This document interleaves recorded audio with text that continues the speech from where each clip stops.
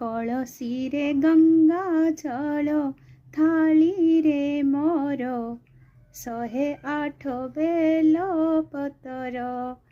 ଯାଉଛି ମନ୍ଦିର ପୂଜିବି ହର, ଯାଉଛି ମନ୍ଦିର ପୂଜିବି ହର, ତୁଣ୍ଡରେ ଉଚାରି ଶିବ ମନ୍ତର, ସାଜିଦେ ବିରକ୍ତ ମନ୍ଦାର।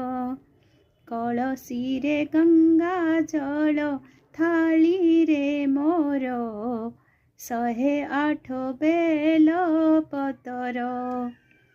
ଯାହା ପାଇଁ ଉମା ତପସ୍ୟା କରି ଯୁଗ ଯୁଗ ବିତାଇଲେ, ଯାହା ପାଇଁ ଉମା ତପସ୍ୟା କରି ଯୁଗ ଯୁଗ ବିତାଇଲେ, ଭକତି ବଳରେ ଯୋଗୀଙ୍କୁ ପୁଣି ଭୋଗୀ ସିଏ